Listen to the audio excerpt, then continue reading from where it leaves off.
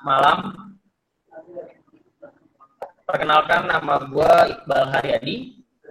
Gue dari Forum Indonesia Muda Angkatan 18 dan kali ini gue berperan sebagai host untuk acara Inspire.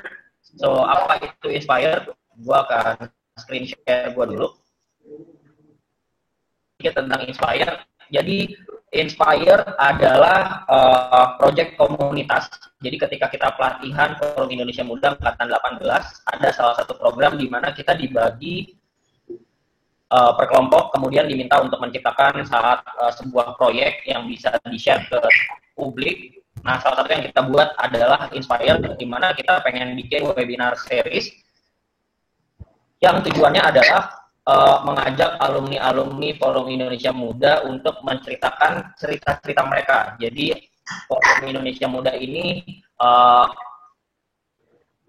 diisi oleh anggota yang punya kegiatan yang sangat beragam, mulai dari pebisnis, aktivis sosial, pendidik, dan masih banyak lagi. Dan kita minta mereka untuk sharing cerita mereka dan inspirasi mereka melalui webinar series yang bisa ditonton oleh publik dimanapun mereka berada. Nah, di episode pertama ini kita ngobrol langsung dengan salah satu alumni Forum Indonesia Muda juga, namanya Wahyu Awaludin. Wahyu mungkin bisa perkenalkan diri terlebih dahulu, silakan. Oke. Halo teman-teman, gue Wahyu Awaludin, biasa dipanggil Wahyu. Ini kayak profil sederhana gue dari FIM 17. Jadi FIM itu seperti yang Iqbal bilang, kepanjangannya Forum Indonesia Muda, dan dia mengumpulkan pemuda-pemuda dari seluruh Indonesia.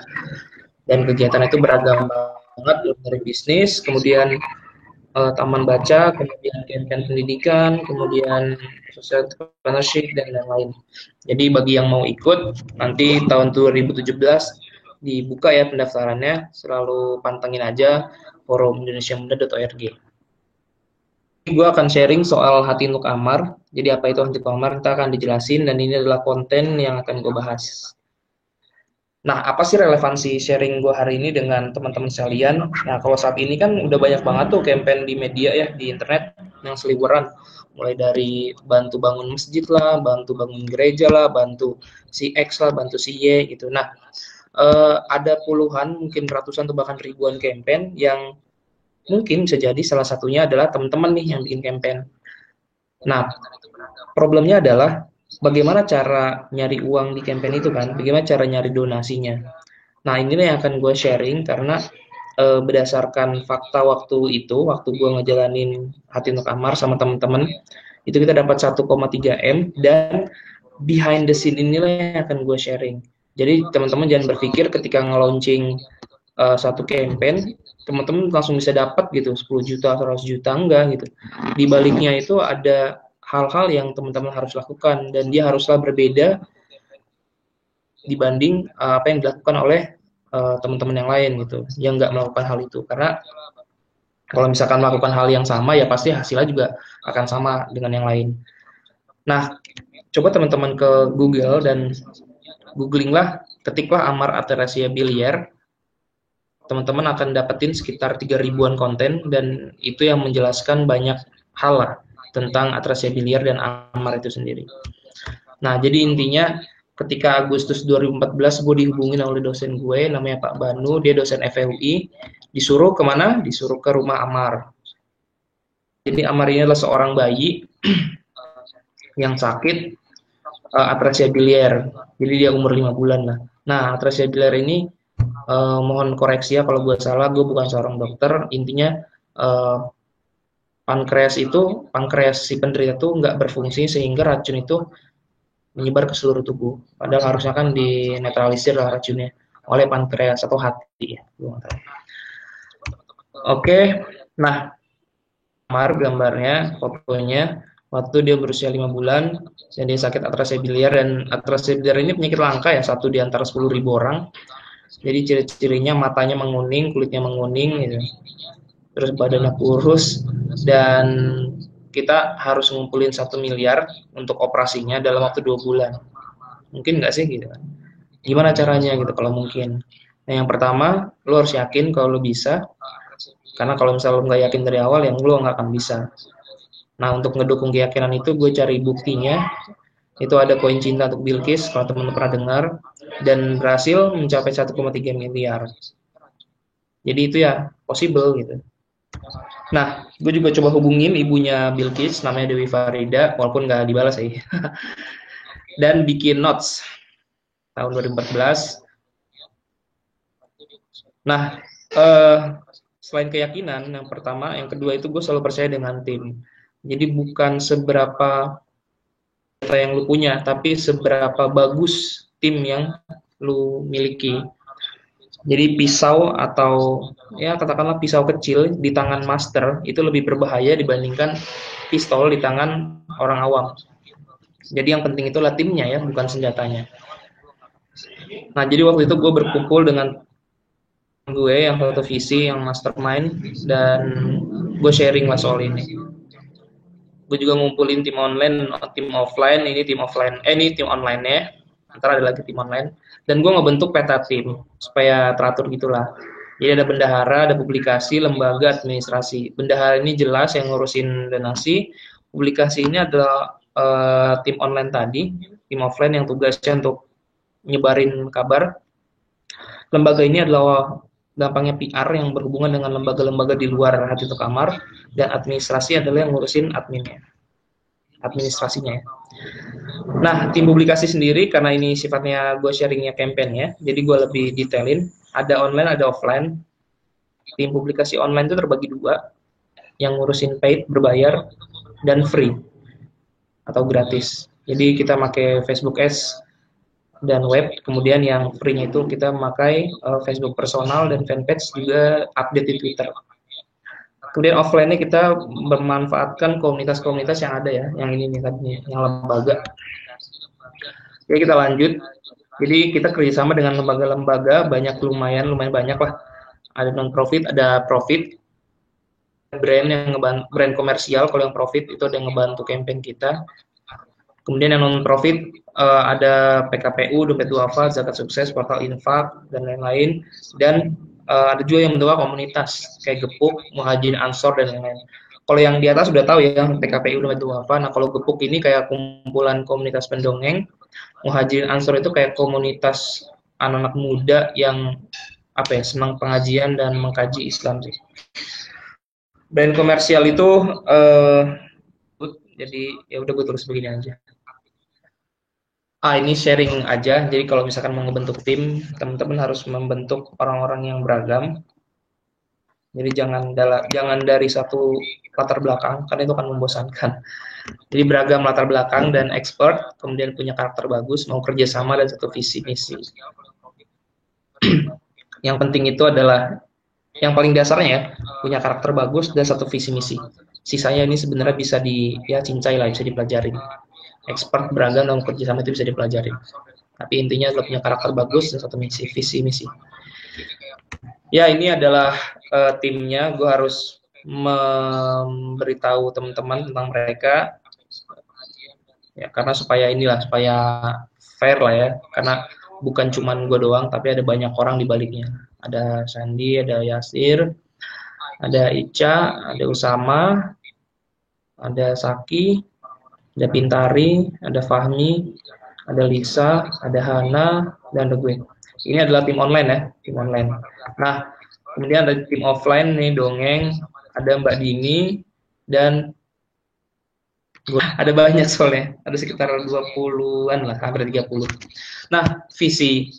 Jadi setelah keyakinan dan tim, gue percaya dengan visi. Visi itu ya satu hal yang akan kita tuju gitu. Nah, ini visinya Hati Itu Kamar 750 juta pada 31 Oktober 2014. Nah, kenapa 750 juta? Waktu itu kita tahunya segitu, tapi ternyata pas di sharing lagi 1 M. Gitu. Nah, udah ini rumus biasa aja. Visi itu intinya ya dari X gimana caranya kita mencapai ke Y dan dalam jangka waktu Z. Oke, ini contoh foto rapat perdana ya, ini sharing-sharing. Nah, ini bapaknya Amar. Ya, dan ya udah setelah kita ngebentuk visi ya kita ngebentuk strategi. Nah, strateginya kita pakai internet marketing. Nah, ini intinya internet marketing. Apa sih internet marketing gitu atau digital marketing? Itu gini, ada dua kata di situ. Yang pertama adalah internet dan kedua adalah marketing. Marketing adalah pemasaran dan internet adalah ya internet. Jadi internet marketing sederhananya adalah memasarkan sesuatu lewat internet. Sesuatunya itu bisa apa aja, nggak cuma produk, tapi dia bisa campaign, bisa sosial, bisa ideologi, bisa seseorang, bisa apapun itu, bisa ide, gagasan itu. Mau gagasan buruk, mau gagasan baik gitu. Ketika dia pakai ilmu internet marketing itu bisa gitu. Mungkin sesi ini ya harus satu sesi sendiri. Jadi singkat aja, intinya ada gimana ya? Ada banyak materi tentang digital marketing atau internet marketing dan gue hanya mengambil salah satunya. Jadi digital marketing terdiri dari website, SEM atau search engine marketing, kemudian email marketing, social media marketing, affiliate marketing, dan video marketing.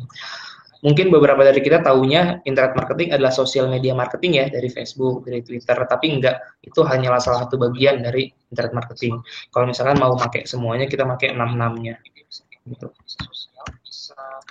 Ya intinya garis besar strategi yang kita buat adalah ini, kita pakai online dan offline, paid, free, dan community. Nah ini contoh web yang waktu itu kita buat, antikomar.com. Jadi waktu itu apa ya, kita belum ngerti nih soal campaign online, jadi ya udah kita mikir gimana caranya ini dibuat sederhana, simpel dan cepat lah dan direct gitu langsung. Makanya kita bikin waktu itu ada nomor HP-nya di atas. Jadi kita pakai paradigma ini ya, kita pakai paradigma jualan. Jadi waktu gini nih paradigmanya. Bayangkan Amar adalah sebuah produk, dalam tanda petik tentunya ya, bukan produk, tapi bayangkan aja. Bayangkan Amar adalah sebuah produk, dan teman-teman nih, yang donatur adalah konsumen. Nah, bagaimana caranya Amar ini kita jual dengan baik, dengan campaign yang keren, sehingga orang-orang itu mau beli, dalam tanda petik. Nah, paradigma yang dipakai apa? Paradigma bisnis ya, paradigma jualan gitu. Jadinya, website yang kita buat, terus konten-konten yang kita ciptakan itu ya benar-benar pakai paradigma jualan walaupun disesuaikan dengan sosial. Makanya di website kita ada nomor HP, kemudian kita ada page ya, donatur, relawan, info-info yang sifatnya direct langsung. Kemudian kita bikin sederhana, landing page-nya ada copywriting-nya, dan di atasnya itu kita bikin bar, jadi bar jumlah donasi. Ini waktu saya screenshot udah 957 juta. Terus ya intinya kayak di Kita Bisa sekarang, barnya kayak gitu. Jadi tinggal berapa persen gitu. Nah, ini contoh Twitternya, kemudian ini contoh fanpage-nya, ini contoh Twibbon kita bikin. Nah ini sederhana aja ya, pengetahuan sederhana. Kenapa kita pakai internet ya? Karena internet itu penggunanya terus bertambah dan demografinya kita waktu itu menyasarnya anak muda. Kenapa? Ya karena itu yang mayoritas di internet. Kemudian medianya kenapa kita pakai internet? Karena itu yang lagi berkembang cepat. Kenapa kita nggak pakai televisi? Karena duitnya nggak ada, iklan di televisi 30 detik itu bisa puluhan juta. Nah, kenapa kita pakainya Facebook? Karena itu yang mayoritas di Indonesia. Kenapa kita pakainya ini tadi tambahan secara persentase ada 95% orang Indonesia yang pakai Facebook. Dan Jakarta, kenapa Jakarta yang kita sasar? Karena itu termasuk ramai banget di Facebook. Twitter pun sama. Dan ternyata 70% pengguna Facebook di Indonesia itu di bawah 25 tahun. Jadi memang anak muda lah yang kita sasar dalam campaign ini.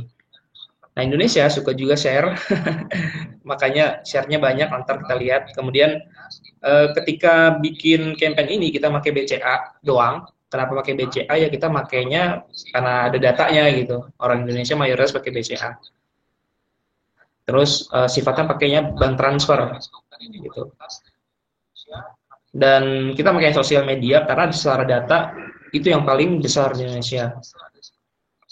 Nah, kita juga nyebarin di WhatsApp sama BBM ya, jadi itu viral banget. Ya lagi-lagi by data ya, jadi gini, ketika teman-teman bikin campaign itu jangan asal jeplak gitu ya, tapi riset dulu, jadi base-nya tuh base data gitu. Mungkin ini kan data 2014 ya, mungkin tahun 2016 berubah datanya gitu, dan ketika bikin campaign teman-teman menurut gue sih harus baca dulu gitu data 2016. Nah, Pak Romli, ayahnya Amar itu bilang memang sebagian besar donasi datang setelah donatur membaca tentang Amar di Facebook. Nah, ini bagian sosial media yang akan gue share. Ada free, ada paid. Ini pola pikirnya ya. Jadi jangan berpikir sosial media doang. Tapi terbagi dua nih, ada berbayar sama ada gratis. Yang berbayar ada Facebook Ads dan yang gratis adalah Facebook dan Twitter. Walaupun pada perkembangannya Twitter nggak terlalu kita pakai ya karena waktu itu engagementnya tuh jauh banget lah Facebook sama Twitter. Facebook tuh bagus banget, Twitter tuh jelek banget. Kita udah nge-tweet, tetap aja kosong, nggak ada yang mention segala macam. Cuma Facebook tuh gampang banget. Nah ini ya ini teknis lah gimana cara yang maksimalin fanpage pakai data-data di insight di fanpage insight. Nah ini juga penting content is king. Maksudnya gimana? Maksudnya gini, kan inti dari campaign itu kan isi campaignnya ya. Nah isi campaign ini adalah konten. Gitu. Ketika kontennya atau copywritingnya itu jelek, ya orang nggak akan tertarik gitu.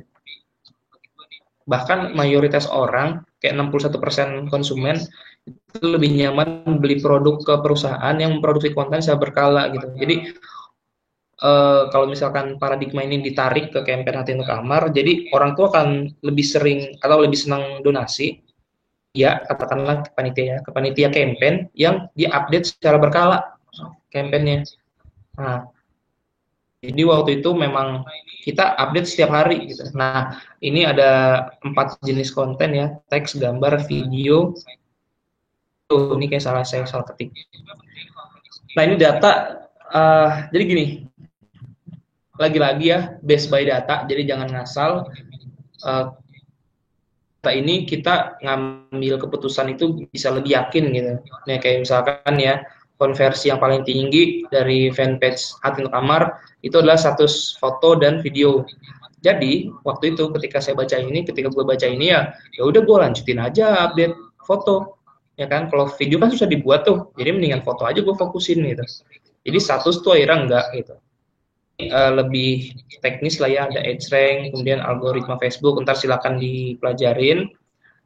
Intinya gini, ketika teman-teman bikin campaign di dunia maya, buat viral aja di dunia maya, ntar akan jadi viral sendiri di dunia nyata gitu. Nah, ini contoh konten viral. Waktu itu sampai 50.000 reach. Ya ini sebenarnya kecil ya, cuman waktu itu ya hasil yang segini ini bisa dapetin 1M lumayan lah. Oke, ya ini contoh lagi yang 70.000 reach.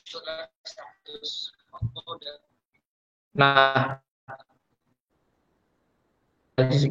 itu penting ya. Nah, ini kayak misalnya kita punya pengunjung fanpage Hati Untuk Kamar di banyak negara. Ya ini juga data. Ini kayak misalkan nih dari data ini apa yang bisa dilihat? Oh, ternyata hampir 90% itu datang dari Indonesia, 4.391 orang. Sisanya ada sih tapi kecil.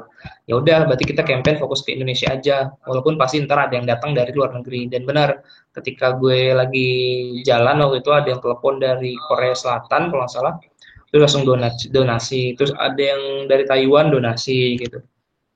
Dan donasi itu gede gitu, nggak kecil. Cuman ketika kita campaign ya jangan nggak usah ke sana gitu karena memang impact-nya bakal kecil. Oke, kita juga punya admin Facebook banyak, ada 9 orang. Nah, ini pembagiannya, ada 9 admin konten dan 5 admin Facebook Ads.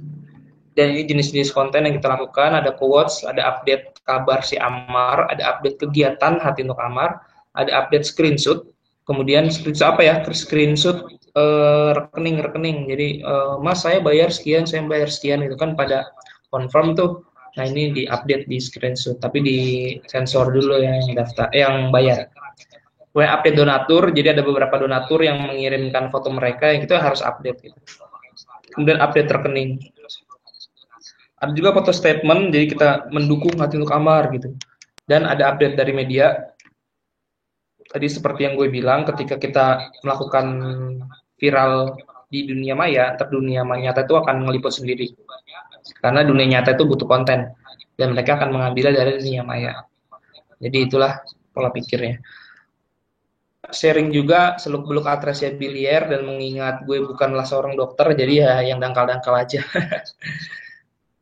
Nah, kemudian posting link berita atau video di internet. Jadi kan ada banyak liputan yang dari ini ya, news.com gitu, com dan segala macam. Nah, itu gue share juga. Nah, ini contohnya 10 Katresya Bilier, kemudian ini update kegiatan dongeng, kemudian ini update kondisi Amar, ini quotes, terus ini waktu postingan, contohnya gue bagi jadi 3, dan ini per jam. Jadi bukan lagi per hari, tapi per jam supaya jelas. Dan jenis kontennya juga udah ya, ini ada balas komen, ada update media, itu udah benar-benar per jam lah. Nah, ini contohnya izin ke donatur untuk tampilin transferan mereka. Kemudian apa? Ini lumayan. Jadi gini loh, kita matokin di campaign ini minimal 50.000. Kenapa?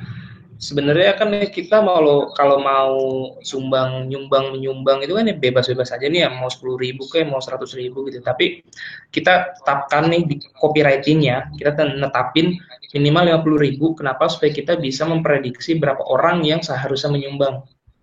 Kalau misalnya target kita 1M, berarti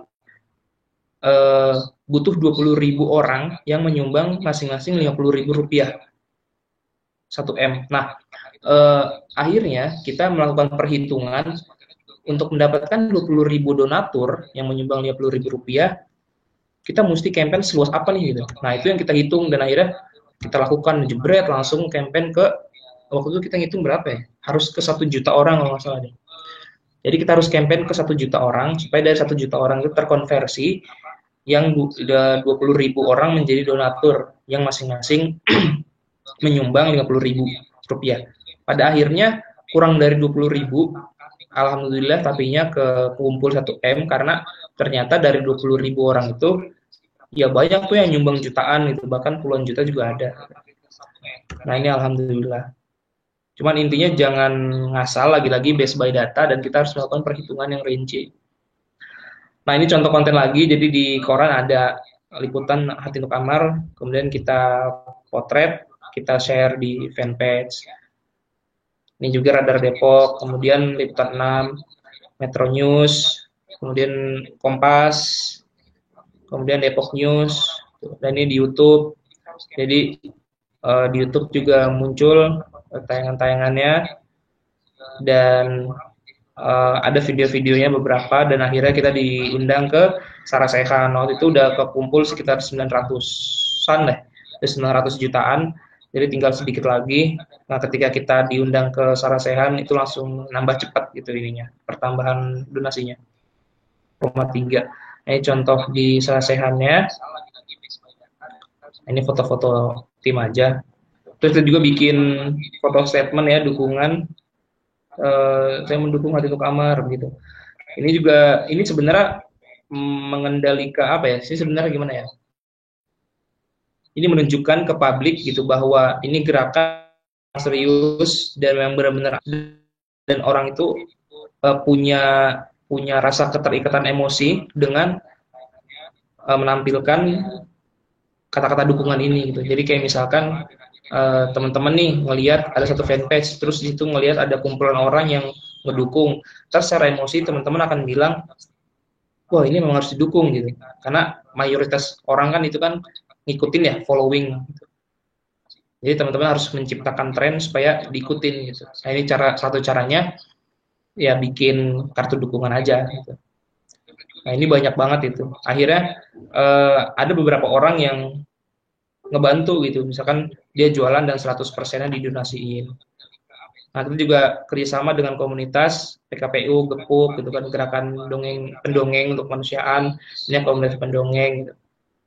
Donasi terus keliling ke puluhan sekolah. Ntar di sekolah itu mereka ngedongeng dan hasilnya itu untuk Hati Untuk Amar. Ini lumayan.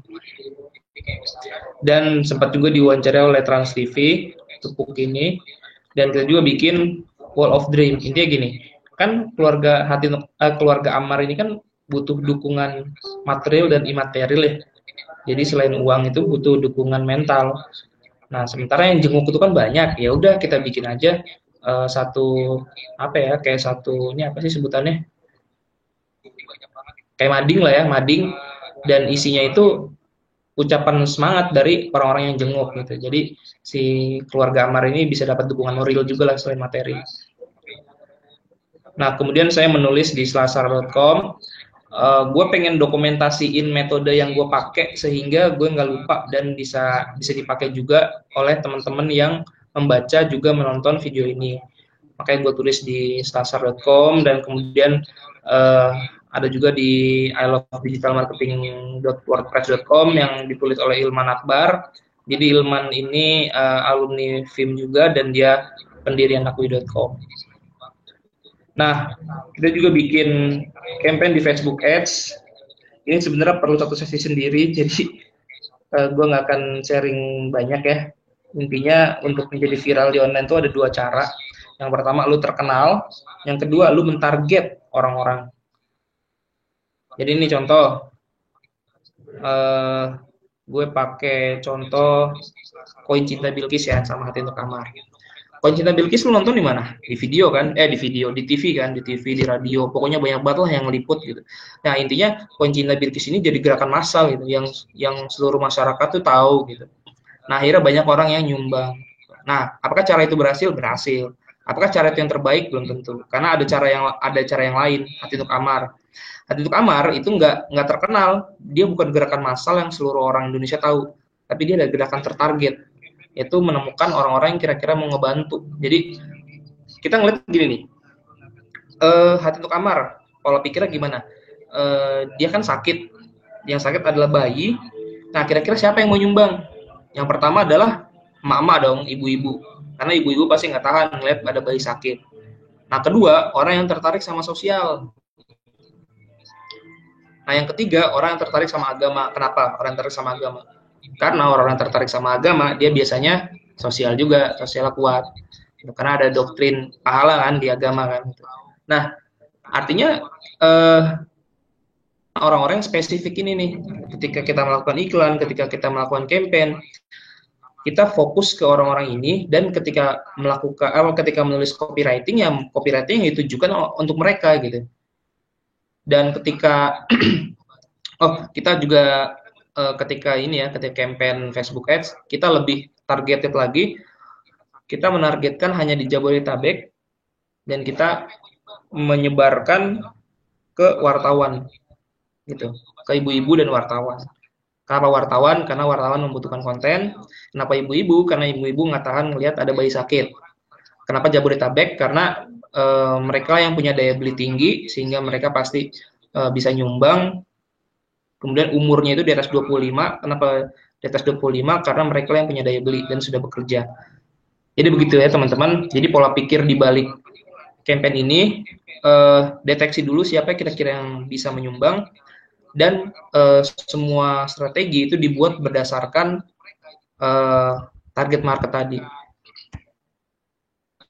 Nah, ini kelebihannya ya, masalahnya kelebihan dari gerakan massal itu awareness-nya tinggi banget. Tapi kalau kelebihan yang tertarget itu donasi terkumpul lebih cepat karena targetnya spesifik. Kita nggak capek-capek ngedatengin anak SD atau anak SMP yang umur 13 tahun karena dia masih susah untuk nyumbang gitu. Dan dia kan mikirnya masih jajan ya. Tapi kita langsung tertarget nih, datengin yang ini. Jadi kemungkinan untuk donasinya itu lebih besar. Tapi juga ada kekurangannya kalau yang tertarget, awareness masyarakat rendah. Jadi kalau misalnya teman-teman nanya nih hati kamar, itu biasanya pada nggak tahu gitu. Nah, kekurangannya kalau yang massal itu banyak noise. Intinya gini, kita belum kekumpul tapi kita udah diwawancara gitu. Kita malah bukan ngurusin donasinya, kita malah ngurusin wawancara. Ntar malah fokus tim itu nggak fokus lah, terpecah. Nah, sesi FB Ads gue nggak bisa nerangin di sini, ini terlalu panjang, cuma kita lihat hasilnya aja. Meningkatnya puluhan ribu %, jadi puluhan ribu reach. Walaupun ini sebenarnya untuk ukuran Facebook Ads, gue baru tahu belakangan, ini termasuk rendah ya, 54.000 reach. Artinya ada 54.000 orang. Ini kayak misalnya nih datanya 70.000 orang yang melihat, 3.700 yang like, komen, dan share. Ini sebenarnya masih termasuk rendah, cuman alhamdulillah dapat 1 M dari segini aja gitu. Nah, ada lagi kita juga bikin beberapa ads ya. Ini untuk 800.000 orang yang lihat dan 1.200 komentar. Dan ada 15.000 orang yang likes. Nah, ini kekumpul totalnya sekitar 1 M. Tapi setelah ini gini, gue bikin slide ini ketika uang kekumpulnya segini, 1,1.039.491.000. Tapi ketika sudah terkumpul ini masih lanjut terus tuh kampanye dan masih terus datang uangnya. Jadi total itu sebenarnya 1,3 M yang terkumpul dalam 1 bulan atau tepatnya 1,5 bulan lah. Oke, ini sumber yang gue pakai. Terima kasih. Itu aja Bal yang bisa gue sharing. Mudah-mudahan nggak kelamaan. Ini baliknya gimana ya? Nah ini. Oke. Cara gue hilangin ya. Wah ternyata lama juga nih gue dongeng. Berapa lama ya, gue juga nggak ngitung. Ya. Oke lah, jadi gitu. Oke, sip. Thank you. Detail banget ya penjelasannya. Jadi ya keren banget, dan ini tuh ternyata 2014 ya. Iya 2014. Iya 2014. Which is waktu itu oke. Pertanyaan pertama nih, kenapa waktu itu belum pakai kitabisa.com? Ya karena Kitabisa baru muncul kan. Jadi pertama Kitabisa.com itu baru muncul. Yang waktu gue inget masih baru-baru ada beberapa campaign yang jalan dan Kitabisa tampilannya belum kayak begini. Jadi seingat gue waktu itu Kitabisa positioningnya bukan sebagai tempat donasi, tapi sebagai tempat social entrepreneurship. Ya. Tadi awal terus. Alasan kedua, karena kita pengen nyoba satu hal yang baru nih dengan pola pikir internet marketing. Bisa nggak sih sebenarnya di switch gitu kan ke pola pikir sosial? Oh ternyata bisa banget. Gue sadar waktu itu bahwa digital itu sebenarnya tools gitu, tools yang bisa dipakai nggak cuma untuk jualan atau untuk bisnis, tapi juga untuk hal-hal lain gitu. Ya. Dengan pola pikir kayak gitu kan, waktu itu gue langsung terbuka. Waktu itu gue belum kenal internet marketing tuh, yang ngelakuin digital marketing itu ada teman gue dan gue ngurusin kontennya aja. Kemudian situ pikiran gue terbuka bahwa wah ini bisa dipakai untuk apapun. Nah jadi alasannya dua sih, karena kita bisa memang belum provide campaign sosial waktu itu, dan yang kedua memang pengen riset aja. Ya dan sebenarnya kan ini menarik banget karena sebenarnya kalau kita lihat sekarang di Kitabisa kategori untuk untuk membantu orang-orang sakit, terutama juga anak kecil, itu salah satu yang paling populer dan memang paling cepat gitu untuk mendatangkan donasi. Betul. Nah mungkin karena dia ada unsur scarcity, kelangkaan. Jadi dibuat si donatur itu ngerasa kalau gue ngebantu sekarang ini bakal gawat. Jadi akhirnya betul ada urgensi buat kondisi langsung bantu gitu. Ya. Dan kayak yang kesehatan itu bagus banget untuk donasi. Oke. Ya, oke. Sebenarnya ini presentasinya udah sangat detail ya. Terus sebenarnya masih sangat relevan banget dengan semua campaign sosial yang dijalankan sekarang, pun dengan dengan apa yang maksudnya gua dan teman-teman Kitabisa.com punya, sebenarnya materinya sama persis. Nah, kalau kan kita di Forum Indonesia Muda ataupun di kelompok anak-anak muda lain kan banyak banget nih penggalangan dana untuk sosial. Ya. Nah, kalau menurut lo bisa nggak kasih cerita ke teman-teman, mungkin share 2 atau 3 kesalahan paling umum yang seharusnya tidak dilakukan ketika melakukan penggalangan dana secara online? Kesalahan yang paling umum, pertama, lu nggak mendefinisikan target itu siapa. Oke. Gitu. Jadi kayak gini loh. Jadi kita bikin nih misalnya satu campaign nih, dan ya udah bikinnya langsung bikin aja dan langsung nyebarin begitu aja gitu. Nah padahal menurut gue semua strategi campaign itu bermula dari penentuan target, siapa yang mau lu sasar gitu. Kalau misalkan itu aja salah atau bahkan nggak dibikin ya, menurut gue sih kemungkinan kecil donasi lu terkumpul gitu. Paling kalau misalnya terkumpul ya ada faktor X gitu, ada faktor keberuntungan. Tiba-tiba ada orang donasi 50 juta. Ya. Tapi normalnya itu susah banget kalau misalkan nggak mendefinisikan target market. Dan kedua menurut gue adalah copywriting. Jadi ya, kita materi campaign sih, ada copywriting, ada gambar, mungkin kalau misalnya lu bikin video berarti video. Nah itu dibuatnya itu kaku banget gitu, padahal orang itu lebih senang membaca storytelling bukan makalah. Ya kan beberapa gua baca itu ada campaign yang dia sifat copywriting itu kayak makalah, jadi kayak Indonesia adalah negara yang begini, terus kita harus membantu begini, itu nggak perlu gitu sebenarnya. Kalau misalkan dia memang pengen membantu, dia pasti ngebantu gitu. Jadi langsung aja to the point, pakai storytelling dan angkatlah emosi-emosi. Jadi orang yang baca itu langsung tergerak. Kemudian yang ketiga apa ya? Jadi sih gue dapetnya dua itu sih, kalau menurut gue dua itu yang paling sering orang. Satu target, kedua copywriting ya, harus lebih ke arah storytelling. Buat copywriting, materi campaign-nya, salah satunya copywriting. Tapi ada juga kan gambar, ada video, konten ya, penulis apa penyampaian materi campaign. Nah, materi campaign kan nggak cuma copywriting. Oke. Apa namanya, tadi ada satu lagi sih yang pengen gue tanyakan. Sebentar, mana nih catatannya, bentar ya.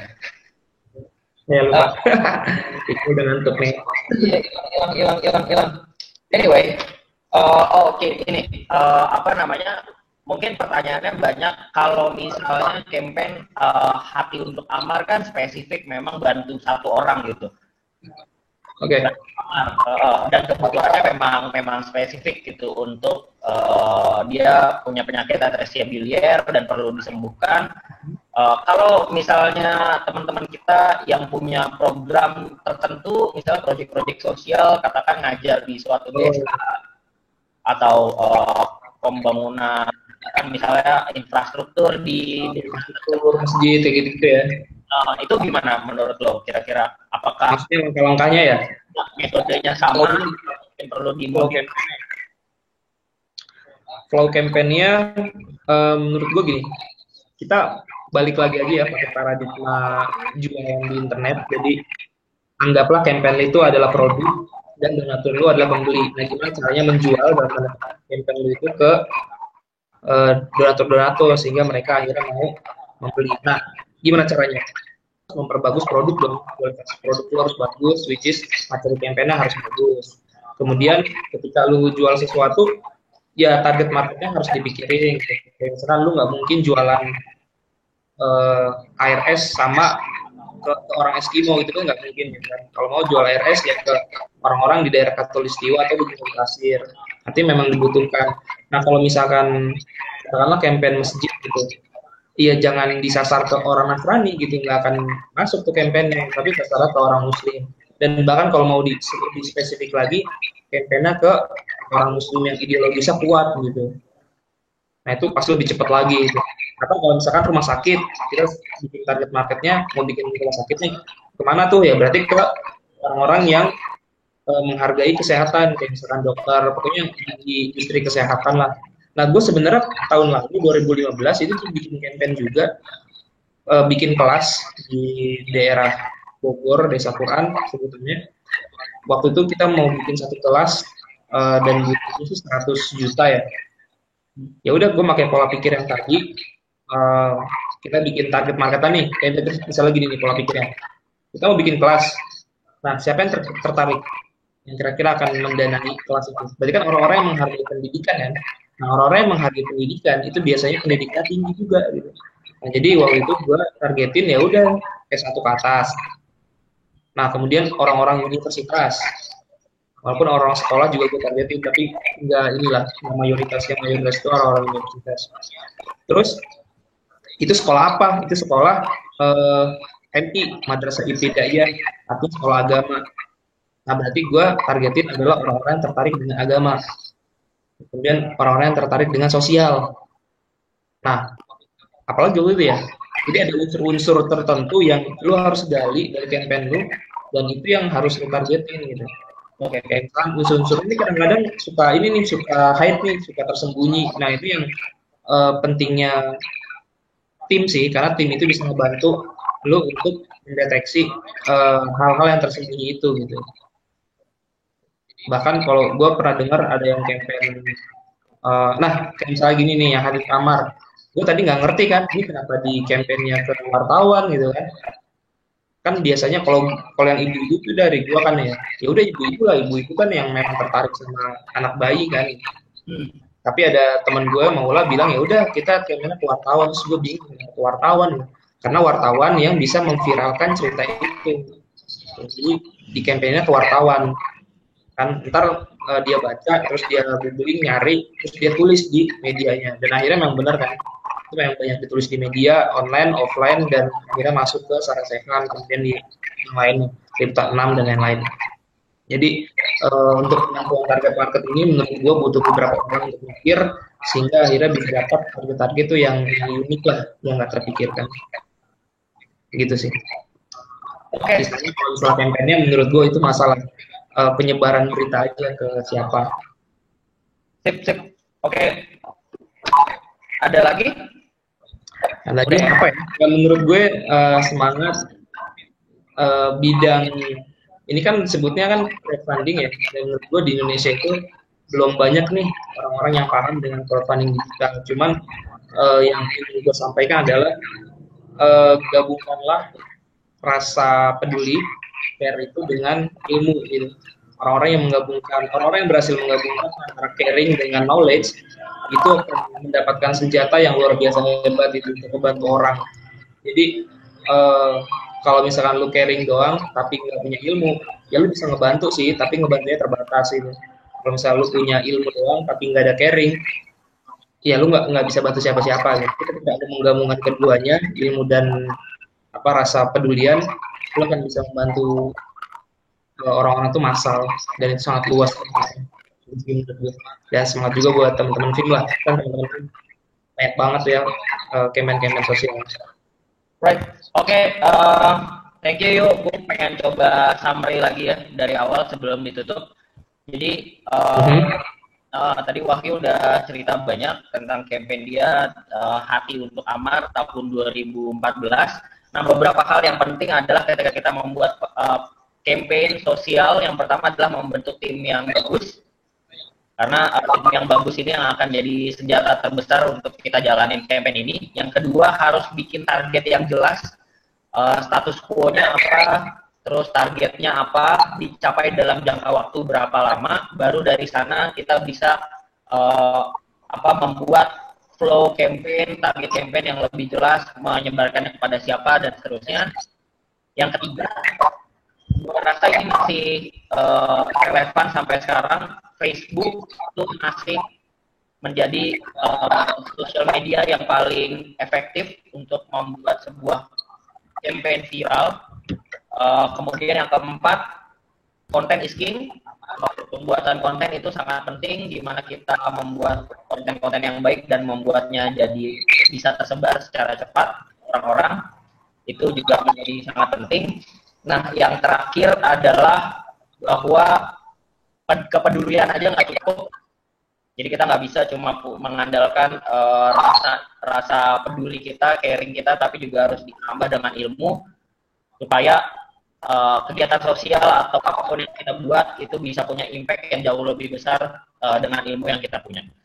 So, I think that's all. Wahyu, gue nggak tahu udah berapa menit ya? Lumayan.